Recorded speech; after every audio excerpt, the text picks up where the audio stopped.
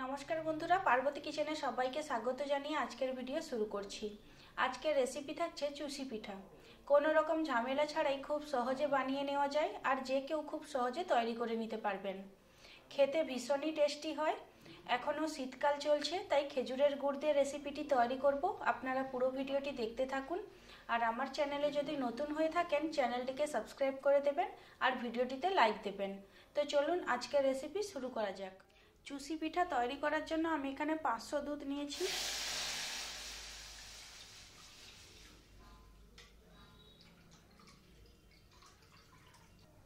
দুটো এলাচের মুখ খুলে দিয়ে দেব। দুধটা ভালো করে ফোটাবো। 500 দুধ প্রায় অর্ধেক করে নেব। একটা বোলের মধ্যে নিয়ে নেব 300 গ্রাম খেজুরের গুড়।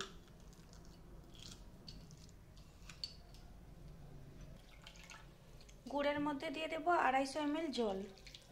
গুড়ের মধ্যে অনেক সময় নোংরা থাকে, সেই কারণে গুড়টা জলের মধ্যে ভিজিয়ে রেখে ছেঁকে নিলে নোংরাগুলো চলে যাবে। কড়াইতে দিয়ে দেব 1 কাপ পরিমাণে জল, পরিমাণ মতো লবণ। জল ফুটতে শুরু করেছে, দিয়ে দেব 1/2 কাপ পরিমাণে চালের গুঁড়ো। গ্যাসের ফ্লেম লোতে করে দিয়ে ঢাকা দিয়ে দেব 4 থেকে 5 মিনিটের জন্য। জলের সঙ্গে চালের গুঁড়িগুলো ভালো করে মিশিয়ে নেব।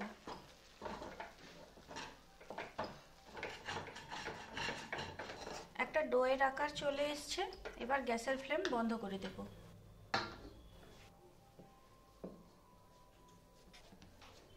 ডো গরম থাকা অবস্থায় ভালো করে দেবে নেব। ডোটা ভালো করে দেবে নিয়েছি, দেখুন এইরকমই ডোটা হবে।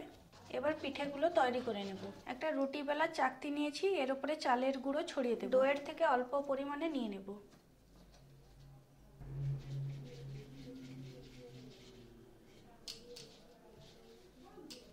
এইভাবে লম্বা করে নিয়েছি, এবার এর থেকে ছোট ছোট করে কেটে নেব।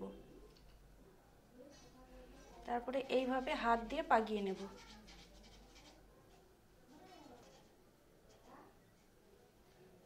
দেখুন এই রকমই হবে পিঠেগুলো। অনেকে অনেক রকম শেপে তৈরি করে। বিভিন্ন অঞ্চলে এই পিঠেকে বিভিন্ন নামে ডাকা হয়। সবগুলো যে একই মাপের হবে তা কিন্তু নয়, ছোট বড় হলেও কোনো অসুবিধা নেই। এই পিঠেগুলো তৈরি করার সময় যদি অনেক লোক থাকে তাহলে সুবিধা হয়।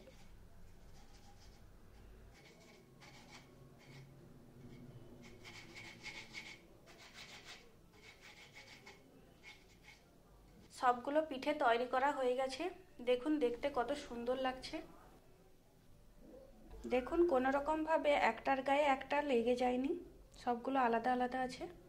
দুধ ফোটানোর সময় মাঝে মাঝে নেড়েচেড়ে রাখতে হবে, না হলে নিচে বসে যাবে। দুধ ফুটিয়ে অর্ধেক করে নিয়েছি, এবার গ্যাসের ফ্লেম বন্ধ করে দেব। কড়াইতে দিয়ে দেব আগে থেকে যে গুড় জলে ভিজিয়ে রেখেছিলাম সেইটা।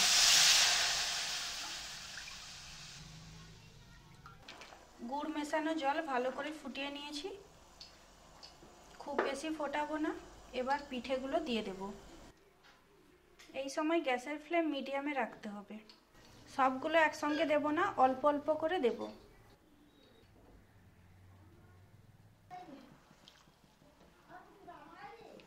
হালকা হাতে উল্টে পাল্টে দেব।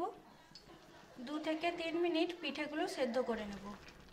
পিঠেগুলো ভালো করে সেদ্ধ করে নিয়েছি, আর দেখুন রসটা অনেকটা পরিমাণে গাঢ় হয়ে গেছে। আপনারা পিঠেগুলোর সাইজ ছোট বড় করে নিতে পারেন। এবার দিয়ে দেব আগের থেকে যে দুধটা ফুটিয়ে রেখেছিলাম ওই দুধটা। আর বেশি সময় লাগবে না, দুধটা ভালো মতো ফুটে উঠলেই পিঠেটা রেডি হয়ে যাবে। মিষ্টি জিনিসে একটু লবণ দিলে ভালো লাগে, সেই কারণে অল্প পরিমাণে লবণ দিচ্ছি।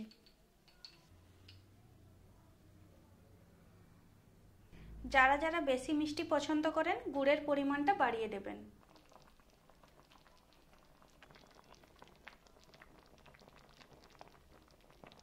দেখুন পিঠেগুলো গোটা গোটা আছে, কোনো রকম ভাবে ভেঙে যায়নি। 3-4 মিনিট ফুটিয়ে নিয়েছি, এর বেশি ফোটাবো না, কারণ পিঠে ঠান্ডা হয়ে যাওয়ার পরে অনেকটা পরিমাণে বসে যাবে আপনারা যদি ঘন পছন্দ করেন তাহলে আরেকটু ফুটিয়ে নিতে পারেন। দেখুন পিঠেটা দেখতে কত সুন্দর লাগছে। এই পিঠেগুলো খেতে ভীষণই টেস্টি হয়। আপনারা অবশ্যই এই পদ্ধতিতে বাড়িতে বানাবেন, সবাই খেয়ে খুবই খুশি হয়ে যাবে। রেসিপিটি আপনাদের কেমন লাগলো অবশ্যই কমেন্ট করে জানাবেন। ভিডিওটিতে লাইক ও চ্যানেলটিকে সাবস্ক্রাইব করে দেবেন। পুরো ভিডিওটিতে পাশে থাকার জন্য আপনাদের অসংখ্য ধন্যবাদ। আপনারা সবাই সুস্থ থাকবেন, ভালো থাকবেন। আবার দেখা হবে অন্য কোনো নতুন রেসিপির সঙ্গে। আর যদি কোনো নতুন রেসিপি দেখতে চান কমেন্ট করে জানাবেন।